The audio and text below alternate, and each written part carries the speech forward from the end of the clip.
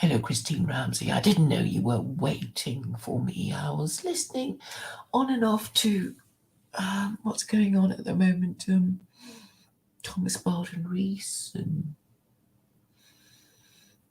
Ralph.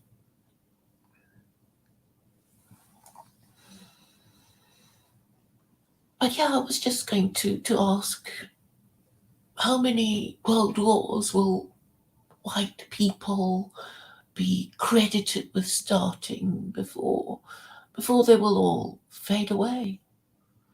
It's just a question I was, wondering out loud.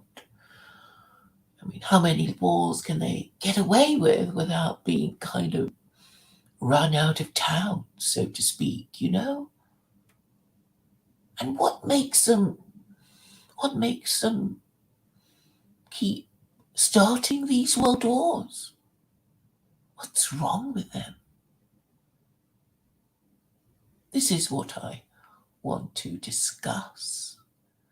And in my previous video, I was talking about Christianity being the cause of white people behavior. And there's a lot of problematic white people behavior that I don't want to attribute to, their race, because that would be racist. So I prefer to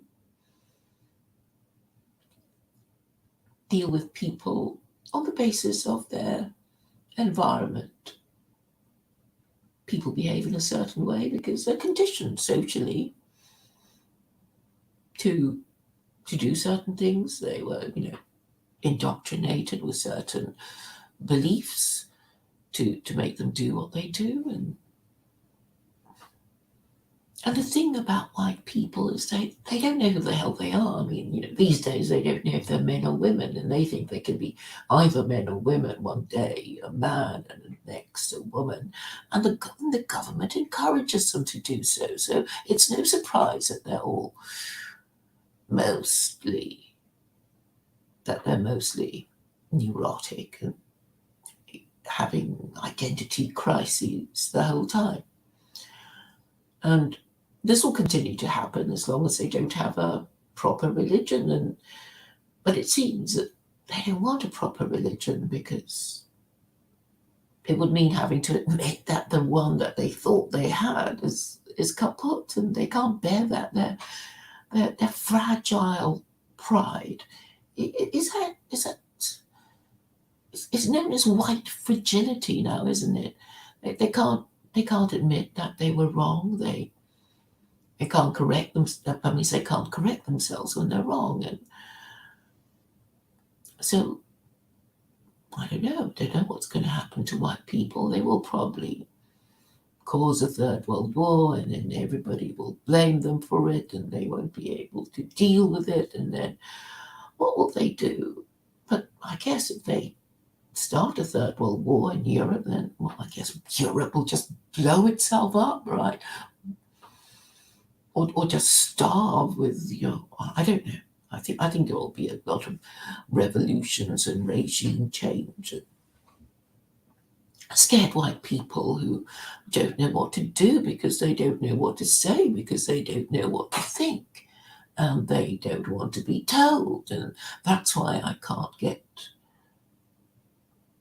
on Black Pigeon Speaks, even though he said he would let me on. But then I also know white people don't have principles, and they can't stick to their promise, and they get scared easily, and they don't know what they're doing because they don't know if they're men or women from one day to the next. And even if they don't think that they are a member of the opposite sex, that there'll be all kinds of things that will intrude into their minds that will make them incapable of speaking rationally and honestly to you. And I think it's that sort of problem, really. Hello, Levent Yildiz. How are you?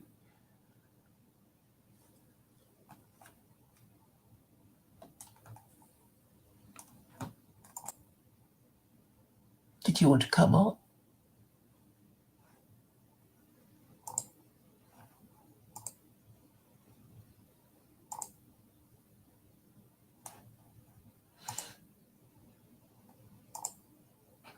How are you feeling about being in Europe when Third World War kicks off?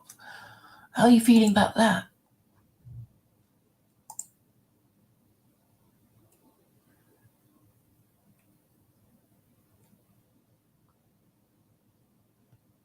Yildiz?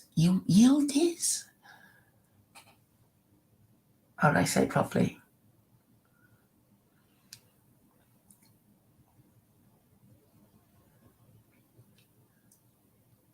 I'll ask you how your name is pronounced when you join the stream.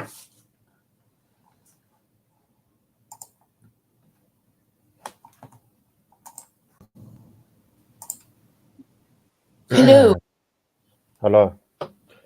How do I pronounce your last name then? Okay, so my last name's Yildiz. It's said how it's spelled. Yildiz. Okay. And how is your first name pronounced? Just like you can just call me Lev, like the currency of Romania, to make it easier. Yeah. Okay. And so to pronounce it in full is Levent, is it? Yeah. Correct. Spot on. Levent Yildiz. All right. Yep. Right. Hold on. Just give me 10 seconds. I'll be back. Okay.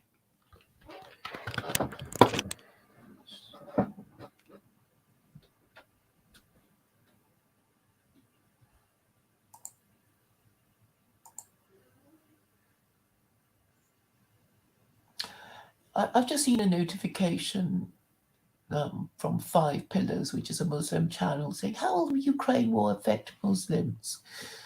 I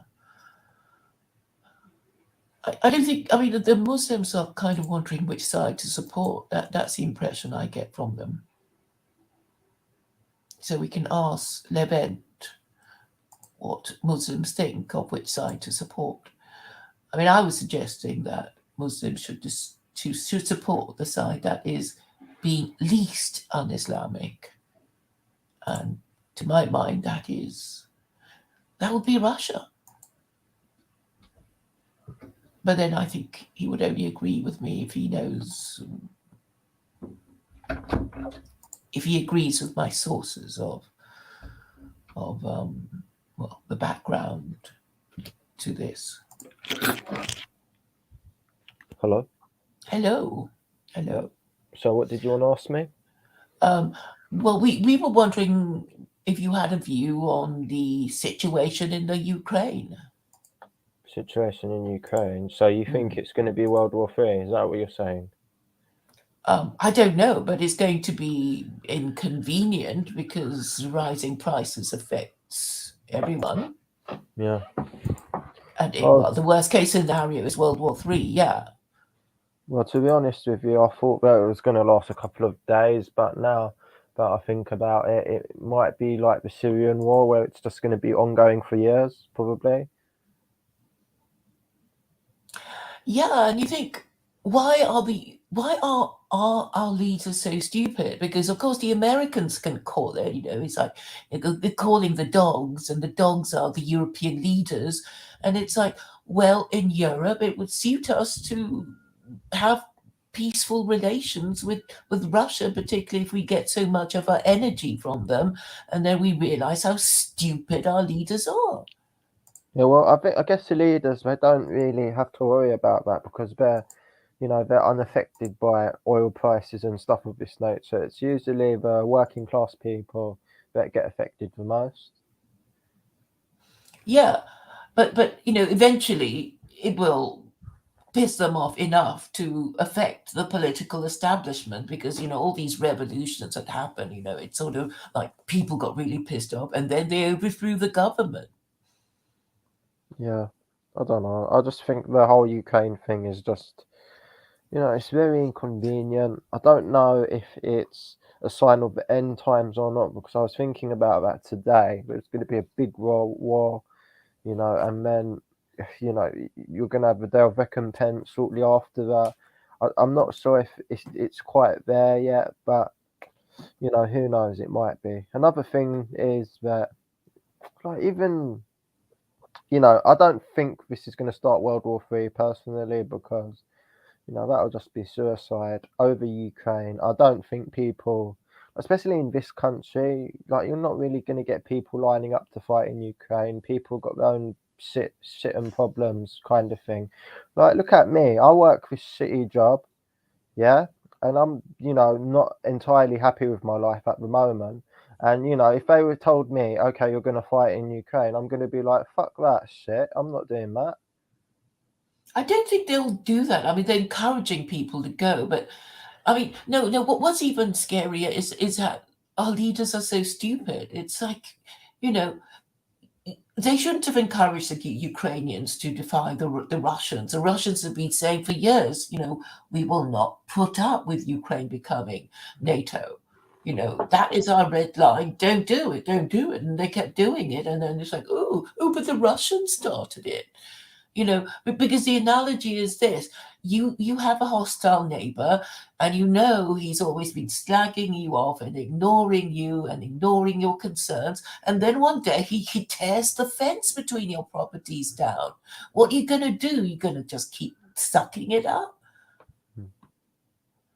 I mean, I think that's what's happened. I mean, the buffer state, the Eastern Bloc, the Iron Curtain, the Warsaw Pact, the non-aligned countries, that's the fence between Russia and the West and the hostile West. And it's not like Russia hasn't tried. It's like, oh, they became a representative democracy. They even have a liberal party. They have elections, but it's not enough for America unless Russia completely submits to whatever the Americans want, and it wants Russia to do what European leaders do. It's like that this sort of Nord Stream 2. It was actually Merkel who was asking the Russians to build the pipeline, and then the Americans said, no, you can't have it. And then the stupid Schultz just said, okay, we don't want it then. We'll have to cancel all the arrangements we made with the Russians because the Americans said no. I mean, the same thing happened here, right? Happened here over Huawei because, actually China installs the cheapest 5G. That's why they were chosen. And it's like, okay, you can ask, like, well, why couldn't the Europeans do it? Are they stupid? Well, yeah, they are stupid and degenerate, and they don't teach, their children properly anything at school. So that's why they're stupid, and nobody wants to hire them. But in a way, I mean, it's like you feel even more stupid if you weren't born here and you came here. It's like, well, why did I have to come here? Stupid. I'm stupid too. Yeah. I actually moved into the open asylum that is the West. Right. And now they can't even talk about it. It's like they're all neurotic. They can't talk about anything. I mean, they say one thing, but they don't really mean it. They can't keep their promises. They can't stick to, they can't stick to any principle. So I guess you can't really expect them to solve any problem, which is sad. Yeah, pretty much. I don't know. All I know is that if this is a sign of the end times, then I'm just getting ready for that. There's no mucking about. You have to stay on that path. You can't give in to degeneracy. You can't give in to all of these, the Satan whispering in your ear and all of that, making you live a degenerate lifestyle, trying to, move you off the path of enlightenment. You just got to stay strong and firm in your belief. And I think that this, even if it's not the end times, this is a good sign. This is a good reminder to all the Muslims, all the Christians, all the Jews, or whatever. Stick to your religion, because you never know when, there comes a time where you can't apologize for your sins. The time's up. We'll have a look at your test results, and if you get an F minus, then that's it. You're screwed. Yeah, I think the best we can do, whatever our religion is speak the truth as we see it. That's it, because that will actually take you places than just going along to get along. And then it's like all these people, it's like they believed in all these lies for how long, how many generations, how many I mean, I'm saying, well, Christianity is just wrong for 2,000 years, and liberalism has been wrong for about 250 years, and they can't face it. They can't talk about it. I think liberalism was probably the biggest mistake humanity's ever made, because it's just like people living on their whims, people doing whatever they want. You know, there's no such thing as morality. It's completely subjective. Just do whatever you want, drink, smoke, have sex in the middle of the street. It's just an absolute, like, how can I describe it? It's completely anti-human in every sense. Humans weren't designed to be liberal. Well, I mean, we are designed to be liberal. We want to do a whole bunch of things that we know we really shouldn't do. And the law is there to say, no, you can't murder people when you get really angry with them. You can't steal their stuff, and you can't have sex with random people you're not married to. And actually liberalism is very, very natural. But we shouldn't do a lot of things that we want to do, because otherwise we'd be so fat and we'd be so murderous, and so you know Yeah, we would be terrible people if we actually did what we wanted to do yeah, the whole time. yeah. and I agree with you 100%. and the thing is, people don't seem to acknowledge this. It's like, at least the Jews, they say, well, there is this evil inclination, and I suppose the Christians, to give them credit, have this idea of original sin. And and the whole idea of believing in God is to keep us humble, so that I think, we recognize our mistakes sooner rather than later, and correct them more quickly. Because, the whole belief system of the Abrahamic God is actually, quite simple. It's like, if you believe that all good and evil come from God, then Yeah, then suffering is punishment for sin. So if you believe that, then you think, oh, well, I must have sinned because I'm suffering. I'll stop sinning then, you know, and problem solved, right? If you think this way, whether God exists or not, you would solve your problem this way. Your government, your political classes would do it. But since almost everyone is atheist, they'll just say, no, that's not the problem. And somebody else, has a different solution, and you beat him down because you don't want him to, rise above you. So you tell lies about him to destroy his reputation. So, instead of solving the problem, you just increase the conflict, because you basically don't want anyone with a solution that is different from yours to, yeah, to tell you anything. yeah. I'm guessing that you have a few problems with a few people on the internet. I can tell by the tone of your voice and everything that you're a bit stressed out. Well, the last few. Okay, I've been allowed on Twitter again, which is great stuff. Um, and no, but have you heard of Black Pigeon Speaks or So it's Felix Rex? some guy who lives in Canada that makes these like high budget types of YouTube videos about geopolitics and stuff. Yeah, him. Yeah, I So don't know. I don't really. I never really got into him, like, because it's just like, why am I gonna watch? Why am I gonna watch this? What does this have to do with my life? How is it gonna benefit me? You know what I mean? mm. But he's quite popular in the alt right, because I think it's because he sort of drops hints that he thinks the Jews are to blame. He Yeah. keeps saying they. I mean, he's too smart to actually say the Jews. But you can read between the I lines. I think mean, that is quite I think that he's quite neutral, to be honest. I've seen a couple of his videos and he doesn't seem like a ethno nationalist or anything like that. He just seems like a normal guy. yeah. And but unfortunately, even the people who watch their P's and Q's, it's like, this kind of dog whistle to what they say. So the people who, yeah, I think he does occasionally say they, the Illuminati, or whatever the Yeah, cultural that's it. Marxism, that kind of thing. But he doesn't actually say the J word. But people who are looking for that sort of thing will gravitate towards them. And so recently, a few Twitter exchanges, and I said, when he was talking about female suffrage, I thought, oh, here's my chance. I'll say hi, and say, Yeah. say, well, I told him I had something to say about it, and he said, yeah, and then nothing happened, and then I kind of mentioned it again, and he said, yeah, and it's like,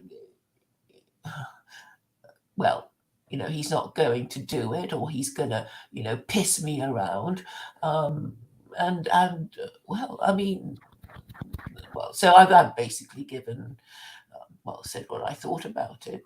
It's like, yeah, I know. If you're pandering to these anti-Semites and Islamophobes, and they won't like what I'm saying, and and basically they're scared of losing super chats and shit, because You got to that's remember. what they do. You got to remember these people. They're grifters, right? This is like their full-time job. Some of them. So like Yeah.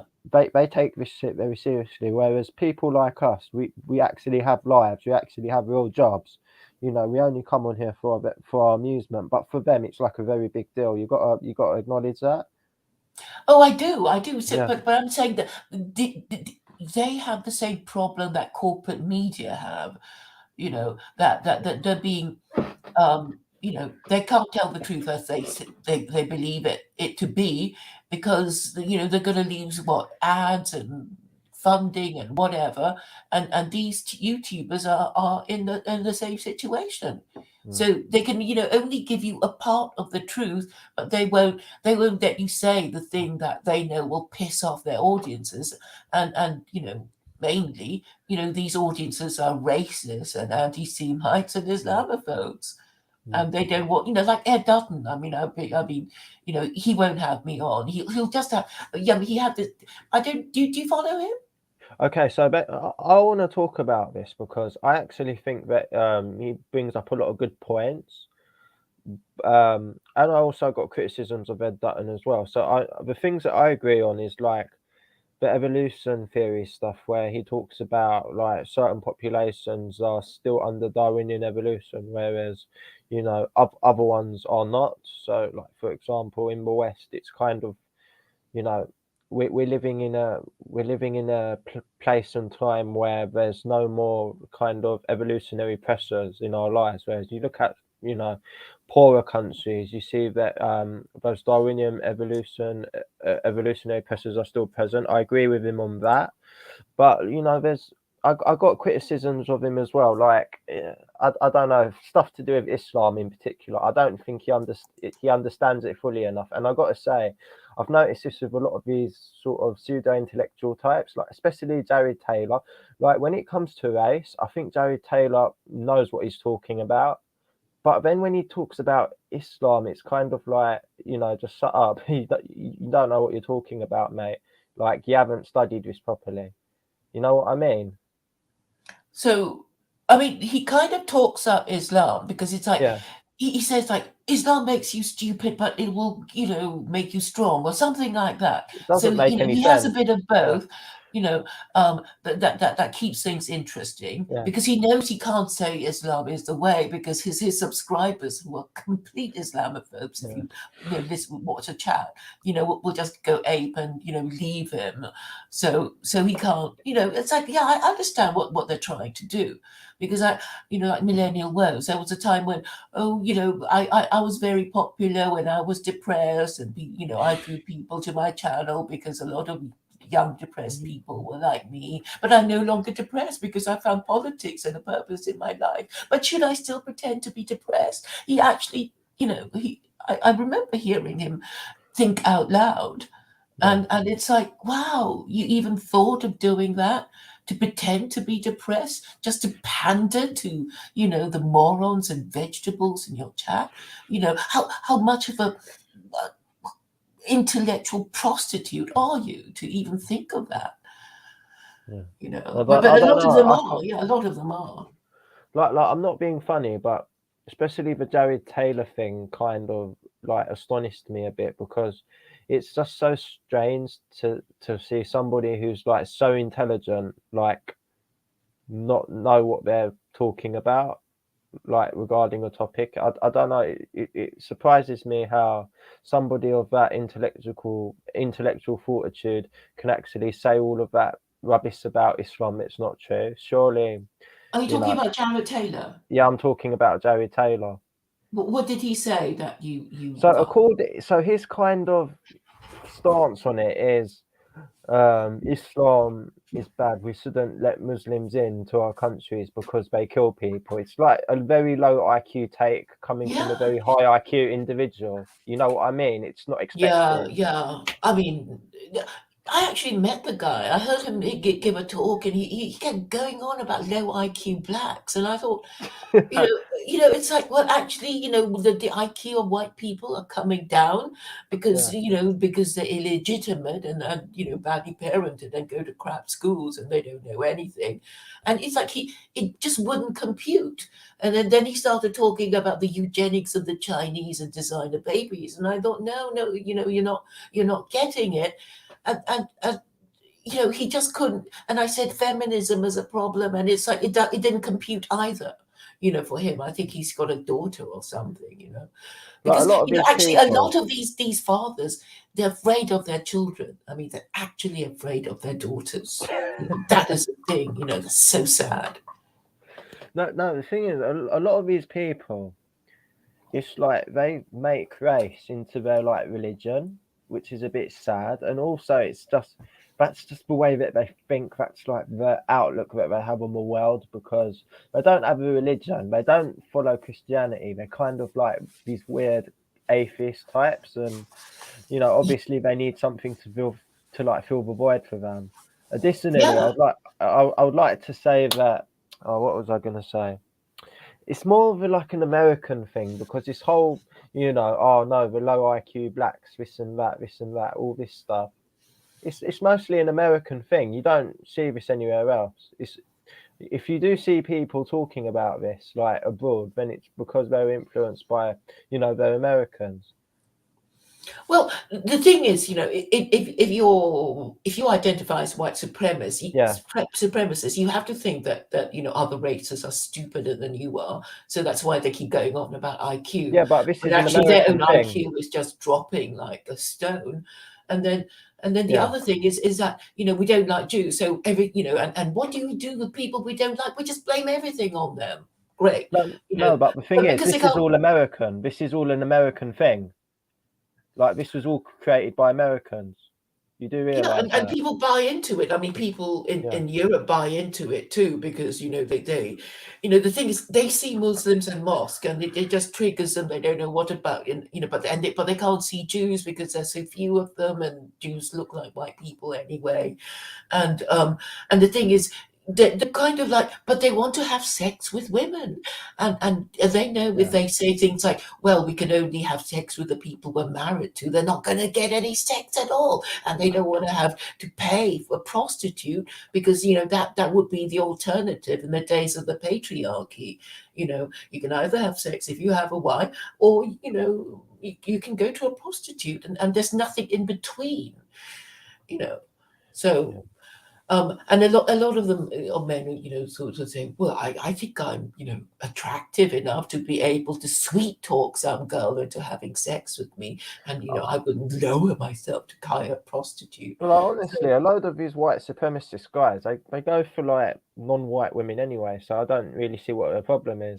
yeah, they wouldn't be able to say no Yeah. to anybody, any woman offering to have, and this is really the thing that feminists men who support feminism don't get. It's like we women can say no if we don't fancy, because women are just designed to be more fussy, and men can't say no. And it's like if there's Yeah. gender equality, it's like women are so much better at saying no to no string sex than men are, Yeah. and this is the crucial difference that men don't get or don't care, even when you explain it to them.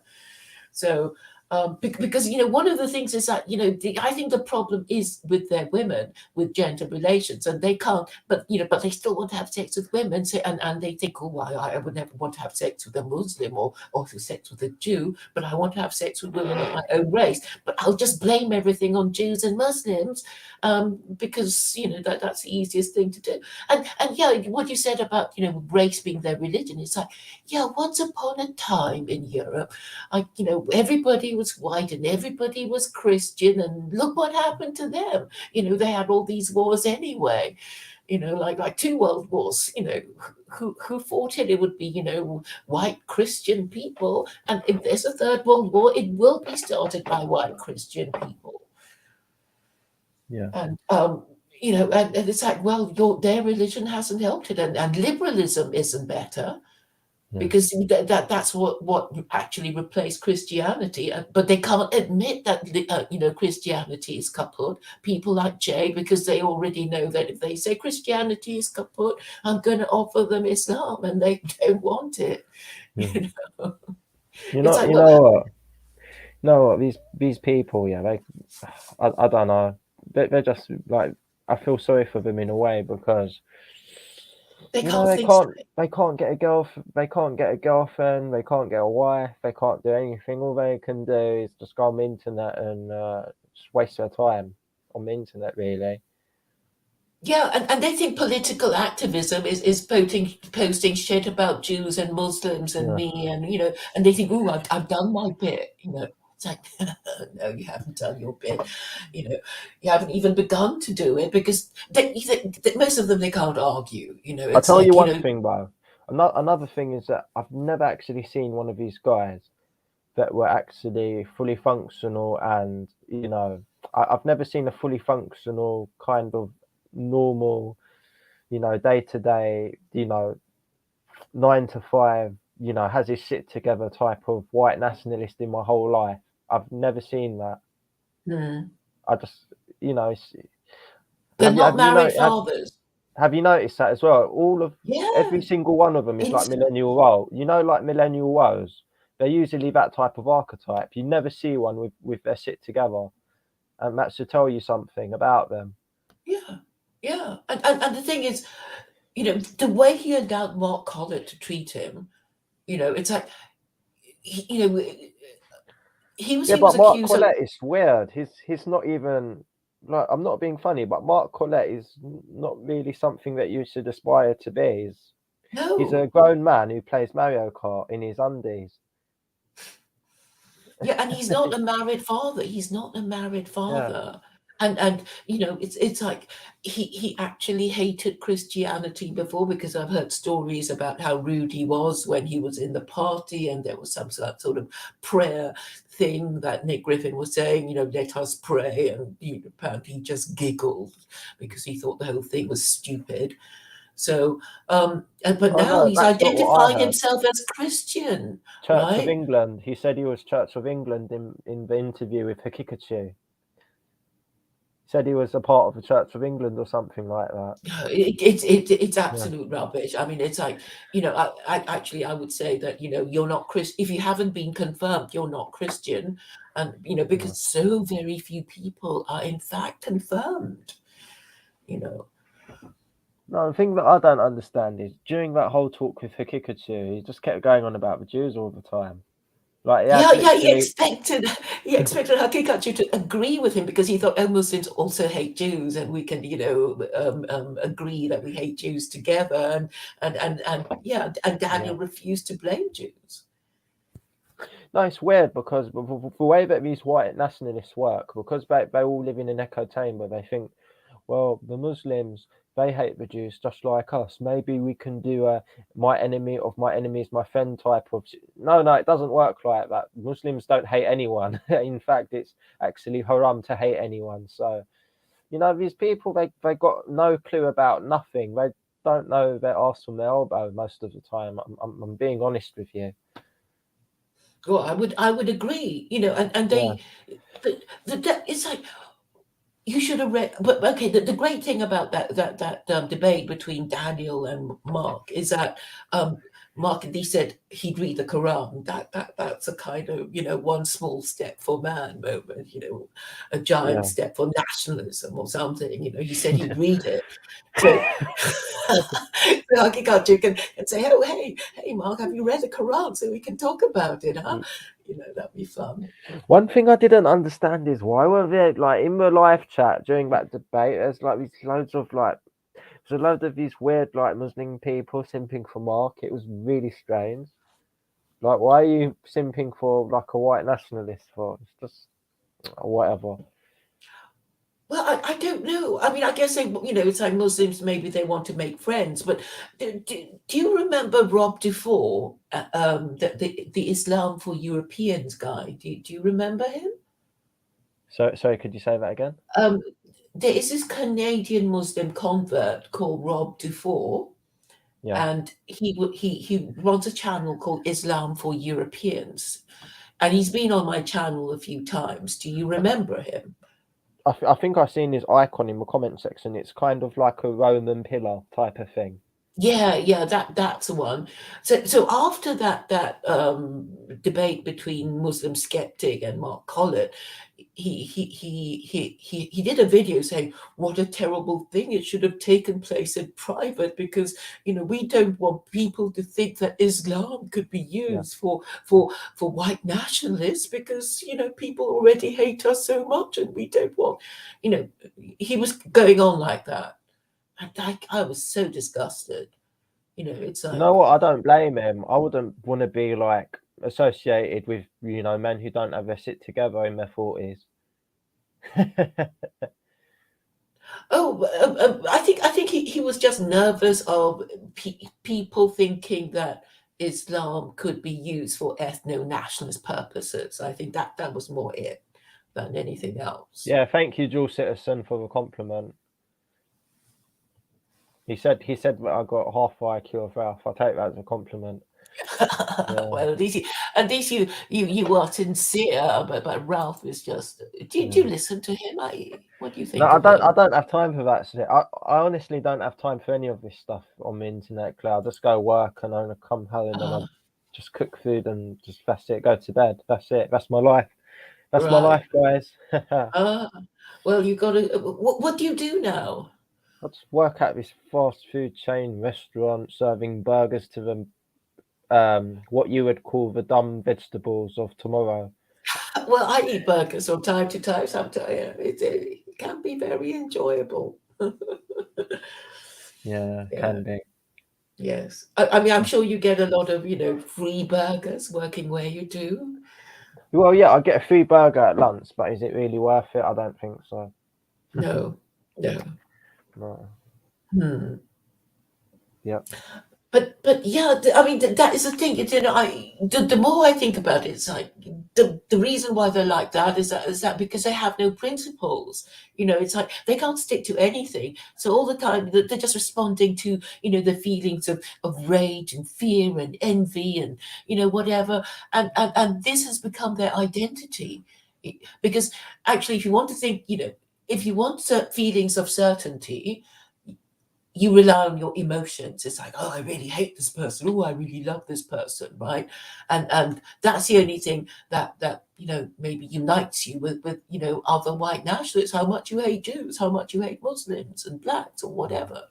And that's the only way they can reason, which is really primitive and actually hasn't helped them.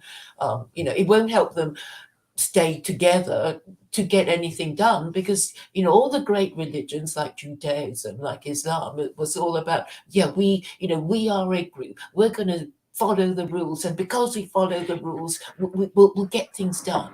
Yeah. Not we're going to fight each other and purity spiral to be more racist or anti-Semitic or Islamophobic than the others.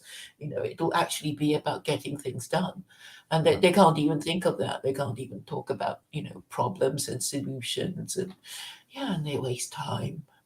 Yeah. I Mm. guess it is all a waste of time, really. Well, yeah, I mean, a lot of people do think, talking politics is a waste of time. You just get yourself all hot and bothered, and people still hate you, and you haven't got any further. But I guess for me, it's like it's a compulsion. I have to get it off my chest. It is a compulsion. Yeah, Yes, it is. it's just that you talk a lot about feminism, and I actually agree with you on certain points. I do think that feminism has caused a lot of the West and society's ills of the modern day.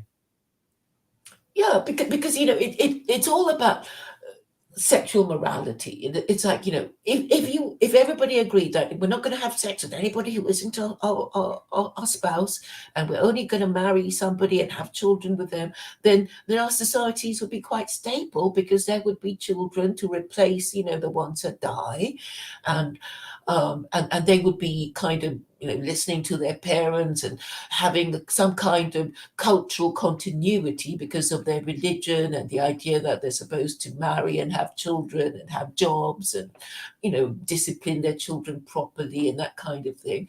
So you will have people to join the workforce. So you won't get a labour shortage. So you won't be, inviting immigrants and refugees to come to your country and pissing everybody else off, you know. So yeah, I mean, marriage and well, the practice of people marrying and having, being in family groups was obviously helpful, in helping people to get to organize their lives. Yeah, especially this whole idea of independent woman who, instead of actually marrying and settled down, she instead focuses on a career. Then she ends up, in her 30s and 40s, and she's probably thinking to herself, wow, I wish I had a family. Yeah, and then they end up hating men. I mean, that is the thing. It doesn't just, she becomes a cat lady and that's the end of the story. She is still a voter and she hates men. And the reason why they keep voting for pro-immigration parties is because this kind of woman actually hopes to find better kind of men from refugees from foreign lands, because she hates all the men who've pumped and dumped her. It's Yeah, like they don't get it. And actually we can't. It's like, men and women can't live with them, can't live with them, can't live without them. And it's like, and if men have all these women that who don't live with them, then they have no control over them, and these women will vote against their interests. Because it's like, well, I mean, women will sort of vote, if, for the party their father supports, because they want, the government to support their father or their husband. But if they're living alone and they hate men, they're going to be voting against the interests of men. yeah, So I mean, that's the only way to keep, that you can keep us under control. You have to marry us, yeah. or we'll just go Okay. wild. I just want to answer dual citizens question. Yeah, I was studying at uni a very long time ago, but like I said, that was a very long time ago. Also, yep, I am the Turkish guy that was here before talking to Claire. Also, I just want to ask, what happened to Phil? What happened to some Northern Nasbar? Is he being kicked off of YouTube or something? I haven't really seen him make videos in a long while. Yeah, so if you don't know, it's just some YouTube guy that I used to watch, and Dual Citizen was one of his viewers. That's why I'm asking him. Oh, you think he's lost his channel? No, it's just some guy that I like. Back then, I used to like waste a lot of time on YouTube, and like he was one of the people that I used to watch, and I think he had some interesting takes. He actually introduced me to socialism, and then after socialism, I kind of went into Islam. So Mhm. I kind of abandoned all of that. But I read a lot of books. He actually inspired me to go to the library and like Mhm. pick out a book from the library about socialism. And I read half of it, but I fell asleep. So I just, yeah, So he was a national socialist. Hmm. yeah, he was, yeah, but he was a self-described national socialist. He still hated people of other races like a national socialist, but I found the economic side of his thinking quite rational and quite independent. I Mhm, thought it was mhm. quite interesting, but then he was chatting shit about Muslims. The Muslims in China, how they're being like persecuted and stuff like that. He was chatting shit about them, so I just stopped watching his channel altogether after that. Mm. Well, he was approving. He was saying they should be persecuted by the Yeah, pretty Chinese. much. He was saying, "Oh, fuck them all off," kind of thing. Who cares Mhm. about them? And I was like, "No, mate, sorry." And then I unsubscribed. Huh. Yeah, Huh. Yeah, I mean, I try not to get myself involved in, Israel and Uyghurs. It's like, well, I don't care about them anyway. It's like, oh, it's not none of our business what I China mean, chooses to do. you We can't got. do anything anyway. I mean, it's the humanity. It's the humanity that counts, isn't it, Claire? Yeah, and so it's unnecessary. I mean, it's like, I mean, I don't find it profitable to discuss it or virtue signal about how much I care about Jews, by going on about the Uyghurs, sorry, about the Palestinians, it's like I just prefer to talk about ideas rather than, virtue signal pretending I hate certain people or like, want to Yeah. Well, protect certain people. that's all right. I guess like it's very emotional because you see all these people and it's like they're getting their religion taken away from them. They're getting persecuted. They're not even allowed to practice their religion properly. I mean, there's a verse in the Quran that says that you shouldn't have to put up with this. That Well, you the thing really is, I shouldn't mean, have to. yeah, I mean, I know there are two sides to it because, there's a lot of Western propaganda to rile up Muslims against China. So, because actually Muslims are the only people who will fight. So, the whole ISIS thing, I'm sure it's actually deliberate that they're trying to get Muslims to, at the time, to join ISIS and fight for, and basically topple, Saddam and Assad and people that they don't like because they didn't want white boys to go and die in these neocon wars because white boys just wouldn't do it anymore. Mhm. You see, so they were just trying to recruit Muslims dumb enough to fight these wars, and I think the trying to you know, make Muslims hate China. And China was saying, no, we never, we didn't do that. The problem is solved now. Welcome to Xinjiang and come and visit us and see how good things are. The problems we had was because the Uyghurs, were feeding poor, they were unemployed, but they weren't, properly trained for anything. But now we've helped them by giving them, training and vocational training, and it's not a problem anymore. Please come and visit Xinjiang. So, okay, I know there are two sides to it, and I know how much the media lie about, well, they lie about people in the West, and of course they would lie about countries that they disapprove of.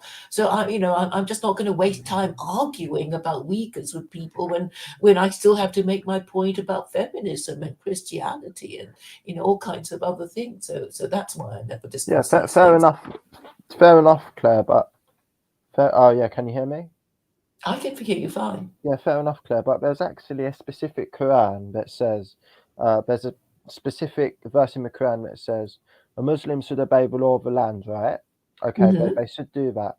But if that government is like targeting you, stopping you from, following your faith, then you Hmm. should not, fuck China basically. You shouldn't follow their rules because they're not following, they're not letting you follow your religion. And that's what I believe. Yeah, but technically, I mean, there's a list of approved religions that is recognized by the government in China. And Islam is one of them. Actually, Judaism is not one of them because apparently there's so few of them. They don't even need to be, given a special category. But yeah, I mean, Catholicism is okay, but not Anglicanism because it means that you're loyal to Britain, and that wouldn't be allowed by China. But Islam is fine as far as they're concerned. I mean, the Hui people are not a problem because they're basically Han Chinese, but who happen to be Muslim. But the Uyghurs are a bit different because they Yeah. have their own language, and there's some stuff going on with the Russians, and there's a separatism. There's a separatist movement, and that is what makes the Chinese, a little paranoid about them.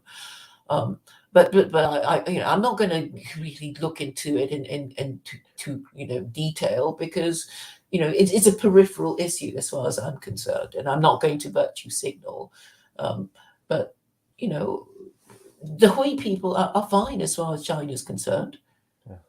And there's a lot of anti-Chinese Western propaganda anyway. I mean, like Tibet, and all that. Because like Tibet hasn't been in, it's sort of part of China and they're not part of China, a bit like the Ukraine, part of Russia and they're not part of Russia. So I guess that's what causes the problems. I mean, Xinjiang actually means new province. Yeah. You know, New frontier, innit?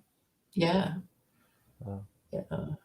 So yeah, and the thing is, all these sort of little problems. It's like it's like listening to some long-winded quarrel between a very old couple, and that they're going to go back decades about who did what wrong to whoever and who started it first and crap like that. So I just don't want to go on. I don't want to go down that rabbit hole. Yeah, it is a bit of a rabbit hole, actually. Mm. Mm. Yeah, and it's like it's actually a waste of time for Muslims to talk about it too, because actually what they should be saying is that, well, you don't have a religion, and that's why everything is going wrong. I mean, that is my line anyway. Yeah. You know, Can I just and answer one of your citizens' questions? do. Yeah, so he says, okay, he's replying back to me. He says, we definitely differ. RE Islam. I don't think we should be in the Middle East, and consequently, I don't think Islam should be over here. So, as you can see, he's taken the Mark Collett approach. I just want to and this will be my rebuttal to him. Yeah, okay.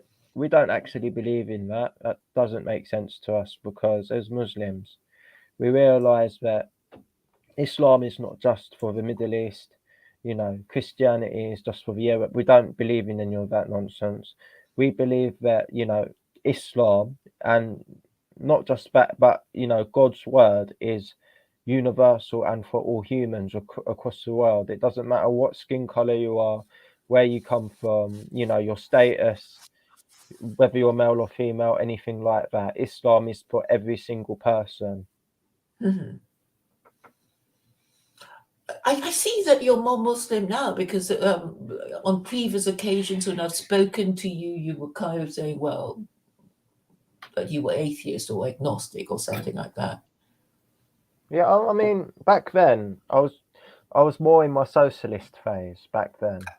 Okay. I would say with the whole, with some Northern Nazbol episodes. But yeah, I mean, I've kind of got closer to closer to God ever since then, and I've been seeking knowledge at the same time. I must say that it's not really been uphill all the time. There's kind of been dips and bends here and there, ebb and flow, because I did get doubts sometimes. I'm not going to lie to you, but with some further research into the Deen, I realised that those doubts weren't what I thought they were, and that restored my faith pretty much. Yeah, I mean, I kind of, work at it on this basis that, a hypothetical supreme authority definitely exists. And, if he does, and the next step is that, he actually, and this must be the Abrahamic God, and therefore, if you look at it this way, then it just sort of orders your thinking, so usefully, because you can, it's like, okay, if God exists, then he might, help you if you follow his rules, right? Yeah. And well, and they make sense anyway. Can I just tell you a very interesting fact from the I think it's from the Hadith or the Quran, I'm not sure. It's one of Please those do. two anyway. It Hmm. talks about I think it was King Ramses the second, right? That was Hmm. during the time of Moses, if I'm not mistaken. It wasn't Hmm. he? I think Okay. so. Okay, they don't call him Pharaoh, they call him King in the Quran. Hmm. Okay. I think it was the 1920s. Um, they discovered the Rosetta Stone and they decoded it, and they found out that the pharaoh system didn't start until later on, and Hmm. before that, they referred to their leaders as kings. Don't you think that's absolutely fascinating? Why? Because I Because mean, I was thought pharaoh was another word for king. no. But the thing is, they didn't call their leaders pharaohs until afterwards. Before that, it like in Ramses the second time, he wasn't referred to as pharaoh. He was referred to as king. Whereas in the Bible, they called him by the title pharaoh, which was incorrect because Oh, it's an they anachronism. because they only found out in the 1920s that the pharaoh thing came later. So don't you think that's absolutely fascinating? Yeah, yeah. That the Quran is a more accurate record of history than the Old Testament. Is that what you're saying? Yeah, how would some? I'm not being funny, but how would some, you know, 6th century desert nomad know about that? Or the correct terminology of Exactly. pharaoh and king? Yeah, yeah. That's a good point. I So mean, as you can see, the miracles in the Quran are endless. But I'm not here to preach. I just thought that was an interesting fact to share. You know what I mean? hmm, hmm. Learn something new every day, I suppose. Yeah, I mean, Mhm. it's like even if all the stories were not quite accurate, it's like, well, if you're going to choose a set of rules to follow, why would you choose the one with 36 capital offenses, even if you were Jewish? It's like you just shake a stick and you attract the death penalty because they have 36, right? Technically, in the Torah. Um, so so if you want a theocracy, you would if you were being rational and agnostic, you would choose the less restrictive legal system. Yeah, I'll just answer your citizens another question from him. Right, he says this is a rebuttal to me. He says I wouldn't exactly describe my position as Mark Collette's. There are many divergent positions in nationalism, as there are in Islam. And the second question is, what did you read in university?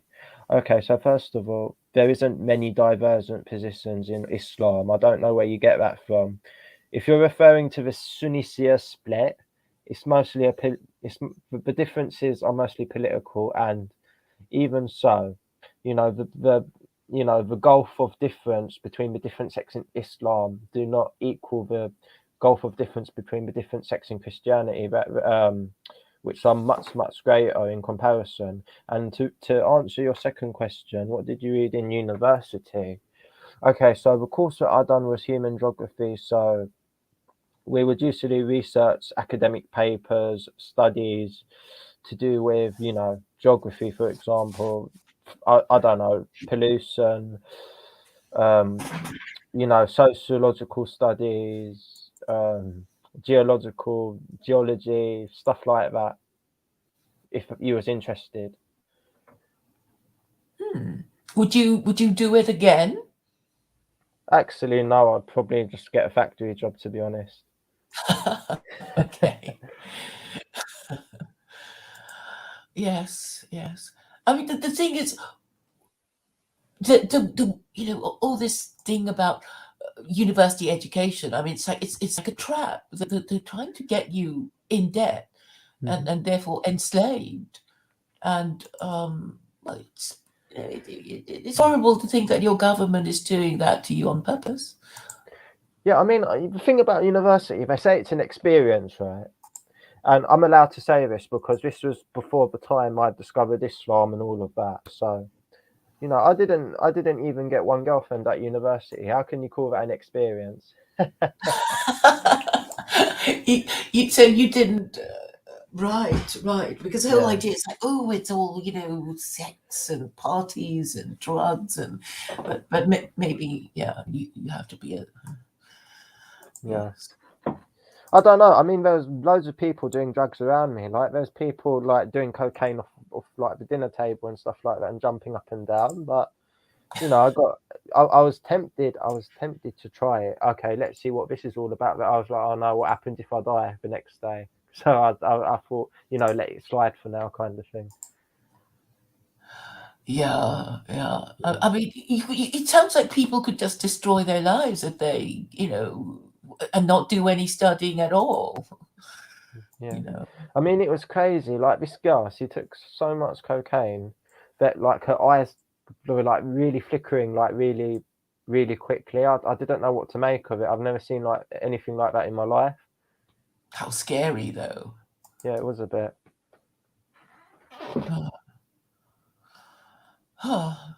Yeah.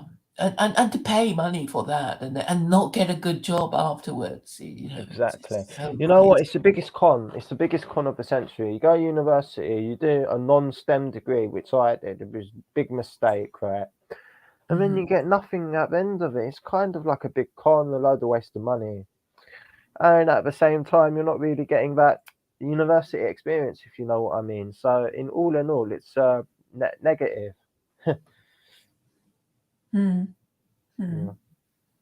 I don't know. They say that university used to be better back in the days because it would actually mean something. Like not any Tom, Dick, and Harry, could get away with it. You had to be like a proper autistically smart person to get in, whereas now anybody can. Yeah. I mean, it was this sort of late new Labour thing, like, oh, we must be getting cleverer because we're getting more A's, and that means we should all go to university, which means it's like, yeah, but the sort of things that need to be done outside university, and actually, it's so dangerous for academic standards because if you have so many academics who want to keep their job, then they'll be prepared to say anything if you pay them enough. Yeah, So academic standards get diluted and people will just say anything if you pay them enough. So it's actually really dangerous. And today I was thinking about negative interest rates. I think we're here now, aren't we? In the UK, or they're thinking of charging you money just to leave your money in the bank, and it's like, well, it's going to discourage savings, and when it discourages savings, it'll just make you poorer even more quickly as a country. yeah, And hmm, and it's only because of interest rates and how they've kind of kept raising the debt ceiling and encouraging people to borrow recklessly, and governments worst of all. isn't that called usury? Pardon? Isn't that usury though? Isn't that what you? Yeah, yeah. It's usury. So Okay, because I do know that usury is a sin. Apparently, it's called riba. I only yeah. discovered that the other day.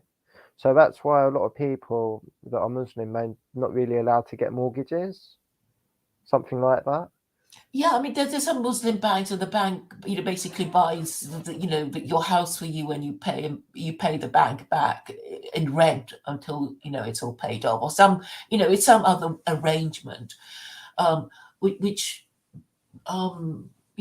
seems to be easier to manage than interest rates going up and down, so you can't budget for it because you don't know if it's going to go up and down, and if it goes really low, then house prices will go crazily high because everybody will assume that you can borrow more money and you are expected to.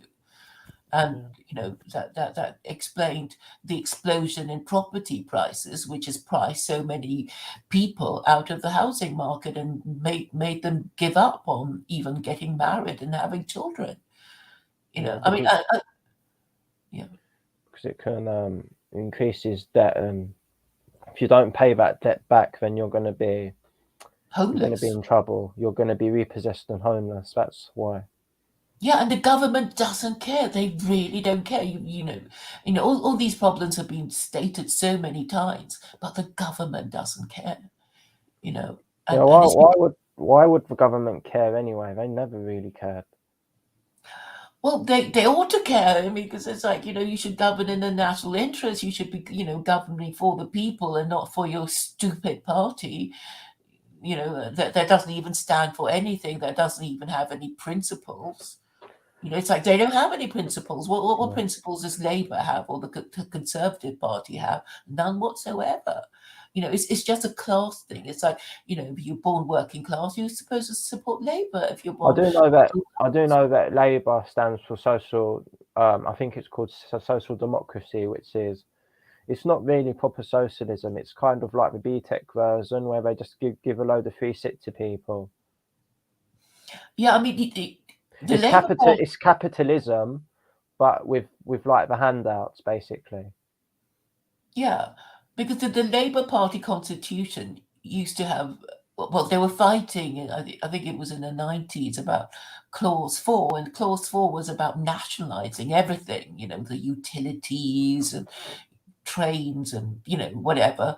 And they had to change that clause because, after Maggie privatized everything and sold them off into shares, they knew, Labour knew that if they said they were going to, buy back again and deprive all these, new shareholders, that they wouldn't get voted in. So they had to, change that. So they've lost their most important defining political principle, the Labour Party. As for the Conservative parties, they never had any. They literally have never had any principles at all. No. So So Claire, why don't you invite Dr. Mengele on? I don't think I've ever seen you invite him. I have a few times. He doesn't really say anything. He just pops on to say rude things about Jews or whatever, and then he pops off. He's not really a debater. You can tell from his grammar and his typing that he's not educated. Well, hello, old mutt. He says that a lot, I've noticed. Yeah. Okay, so he's very repetitive. Do you think it's okay if you give somebody else a chance in the comment section?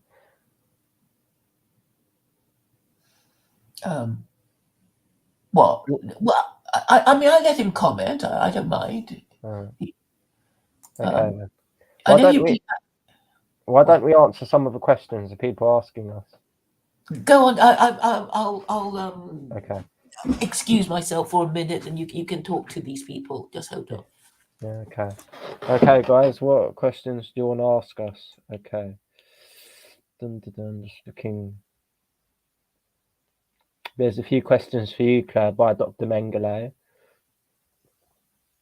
And Yo Mama. And that's it, really. Nobody's really asking any real questions. It's just like random low IQ stuff. The Battlefield of Love, Claire's blog lists 26 reasons she hates. Come on, guys. Actually, ask some real questions, yeah? Don't ask bullshit.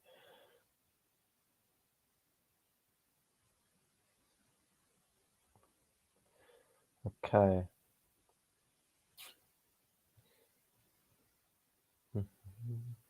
Okay, so the dual citizen says there is Islamic banking. This gentleman perhaps hasn't researched Islam that thoroughly. Well, to be honest with you, dual citizen, I've only been studying Islam for a short period of time, so I don't really know every single thing about it just yet.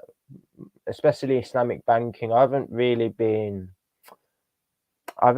concerning myself with the trivial things. I've mostly been concerning myself with worship and the basics. I prefer to learn how to walk rather than learn how to run straight away before learning how to walk. But as far as I understand, learning about Islamic banking and kind of more esoteric things about the faith, I would say I don't think as a Muslim that's really required for you to do. All you really need to know is kind of the basics, how to worship your Lord, the 5 pillars, all of that. The essential things you need to know in order to get yourself in a good standing in the afterlife, pretty much. I think that's more for the academic types to deal with, if that makes any sense. I might be wrong.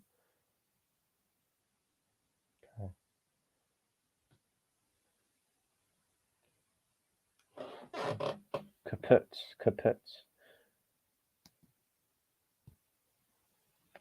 What was Allah doing for 700 years until the death of Christ? I don't know. What was he? What? I can't really answer that question, to be honest, because I don't know. He was. Well, I'd like to try to answer that question. Okay, go ahead, Claire. Because, I mean, white people think that it's like, Christianity is the best religion in the world, and if that's no good, then everything else is crap too, and they might as well give up and die. I think that's how they think. They're such chauvinists that Yeah. they think, their religion, which is so stupid, is the best thing in the world. It's like they don't even have any idea how idiotic the whole thing is. I mean, unless they read the Sermon on the Mount and then they realize it's all drivel. And Yeah, I'm just laughing. I'm actually laughing at that question now, because it's like, what was Allah doing, since the beginning of this conversation between you and me? It's kind of like, what does that have to do with anything? Is that supposed to be an argument? yeah, because the thing is, if you look at the Torah and you look at the Quran, it's like they are supposed to be the word of God. I mean, that's what Jews believe, and that's what Muslims believe. It's like, but the Christians, they just made it up. It's like the New Testament is just, it's not even from one author. It's by Matthew, Mark, Luke, and John. And then the cobbled together letters from Paul to, 7 different communities and other stuff. And it's like, it's just a cobbled together digest of people, and they don't even agree with each other, basically. And there are no laws. It's like, what are you supposed to do? What does God actually want Gentiles to do? It doesn't say in the New Okay, Testament. I know how to answer this question. So, dual citizen, if you want to know what God was doing for the last 700 years after Christ, He was creating, because that's what Allah does. He is a creator. I hope that answers your question. There you go.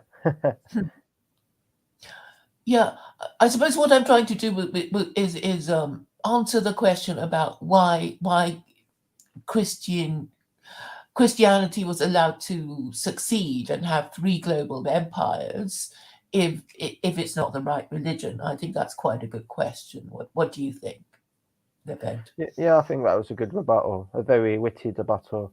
And then you got Dr. Mengele just spurging out about Semites. I don't know why. He's obsessed with Jews. Yeah. I don't know. He's just asking these weird, like, spurgy questions. Like, honestly, I would just block him if I were you. Doesn't really. Oh, but where would he go? Exactly. He would have to, Poor like, find a thing. hobby. God forbid. Well, he goes to other streams and he kind of, I don't know, it's his community. I'm part of his community. He's just there to, be with the others. Yeah, Like a okay. bird bath. That's what my channel is, a bird bath. A bird bath, did he say? Yeah, no, my chat is all these birds, bathing in my bird bath. Okay, this is another thing that I've heard a couple times in your community. This thing about a Jefferson Quran. What is a Jefferson Quran? I'm a bit confused. Well, it's actually the Jefferson Bible that people would have heard of. So basically, Jefferson cut out bits of the Bible, the New Testament, to well to basically he cut out the stories of miracles and anything that isn't by Jesus. So he left out Paul's epistles. He left out, all the predictions of the future and that kind of thing. And he just basically concentrated on the Sermon on the Mount. I mean, that's all that. So after he cut out all that bit, there wasn't much in the Bible at all, much in the New Testament at all. So I mean, but if you read that, you'll find that you can actually read that online. So his idea was to cut out anything that isn't by Jesus. Cut And out. it's like, Yeah. whatever Jesus said, he left those bits in, and everything else he left out. So it's a very thin Jefferson Bible, and I think what he was trying to do is inviting us to think, well, if you did the same thing to the Quran, if you just left out all the stories and only left in what God said, do this and don't do that, you'd still have a pretty good list of rules to order your society with, but you can't make anything out of the New Testament of the Jefferson Bible. No. It's very, very interesting that you actually say that, because if you were to actually make a Jefferson Quran, God forbid, astaghfirullah, I think it wouldn't be missing any pages, do you? No, no. But I mean, I would say if Jefferson were doing the same thing to the Quran, he would leave out, all the stories that people like, Muhammad went to, split the moon and whatever. So you can leave out all those stories, but you just leave out the commandments and prohibitions of God, and you've still got a pretty solid set of rules to Yeah, use as the basis of your laws. I think that's what he's saying to us from beyond the grave. yeah, I guess. I don't know. I can't prove it, obviously, but that's Mm. my little theory. So, Claire, have you seen these TikToks going about lately on the internet? No, I haven't. What's been happening on TikTok then?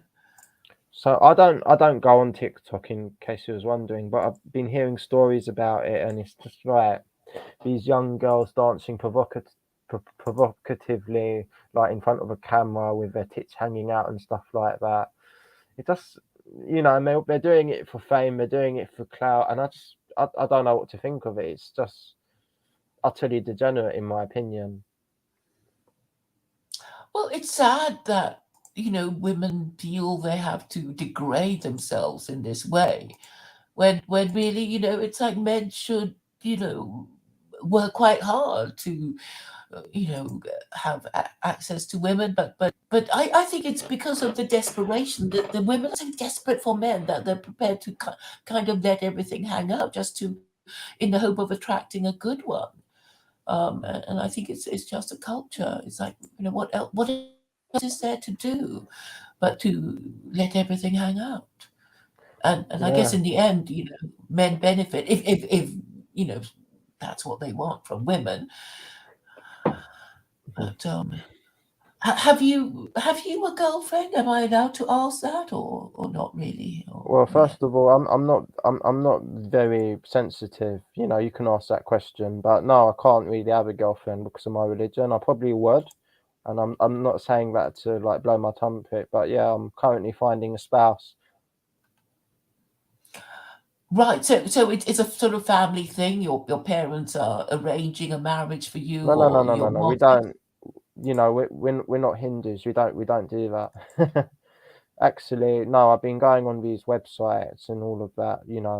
These matrimonial websites, and so far not really getting anywhere. But who knows?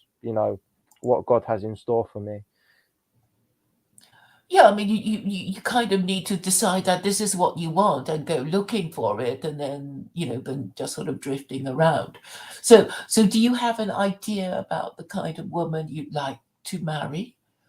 Well, yeah, yeah, definitely. So, okay, she has to be really attractive. I'm not gonna lie about that. Well, you have to find her attractive. I mean, that's the main thing, isn't it? Yeah, yeah, yeah. So, the prophet said you have to look at her attractiveness, you have to look at her piety. Um, I can't remember the other ones. I think one of them was lineage. Uh, I can't remember all of them, but it was definitely those three. I'm sure of it. So Mhm. anyway, so to answer your question, that's what I'm looking for in a woman, pretty much. Also, a few personal favorites of mine is, whether or not she knows how to cook, whether or not we get along. She's kind of sort of intellectual. She's not like very, very low IQ. She's not one of those women who are like, how can I say it?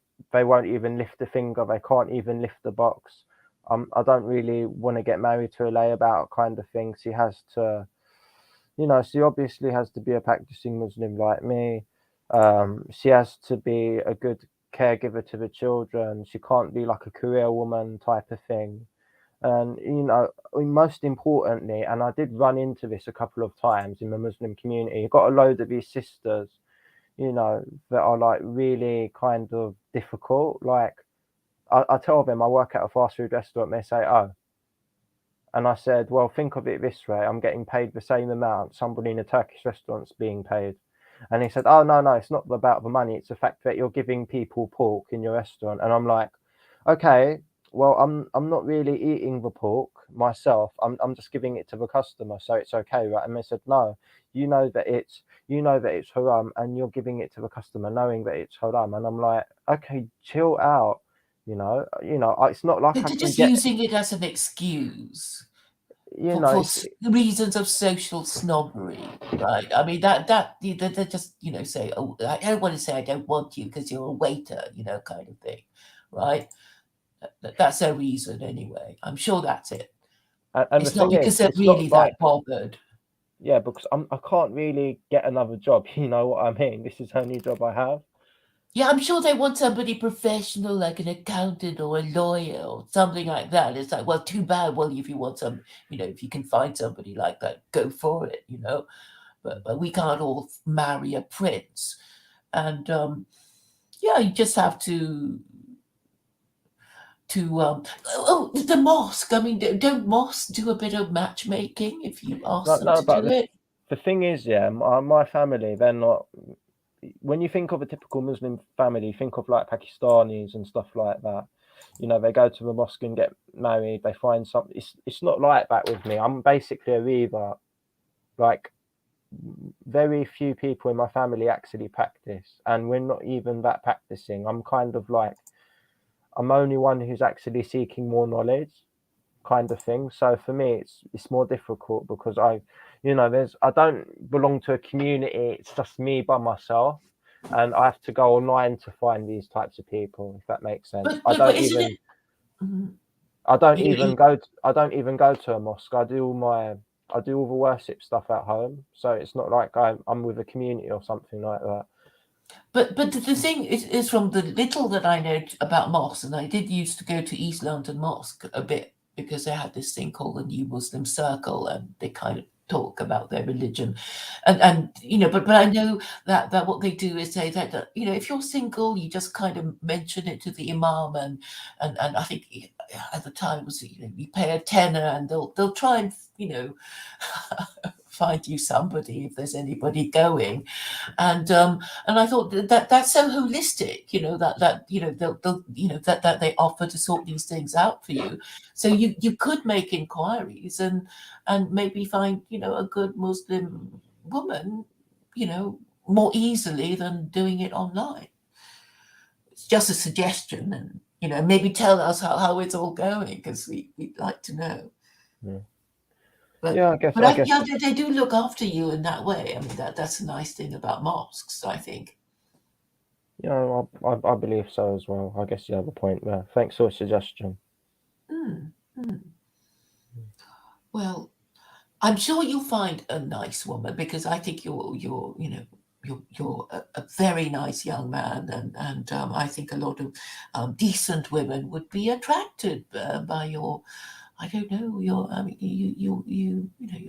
your reassuring masculinity that is not arrogant and intimidating. Oh, yeah. Thank you for all your kind compliments, Claire. Hmm. And then Dr. Mengele says in the chat, hence her hatred for white, red-blooded Christian males. There are no Christians to hate. You can't. They don't really believe. They only pretend to believe. It's like even the Muslims know that the ones in speakers' corners, like they don't really believe that Jesus is God. They're just doing it to annoy us anti-Jews. Yeah.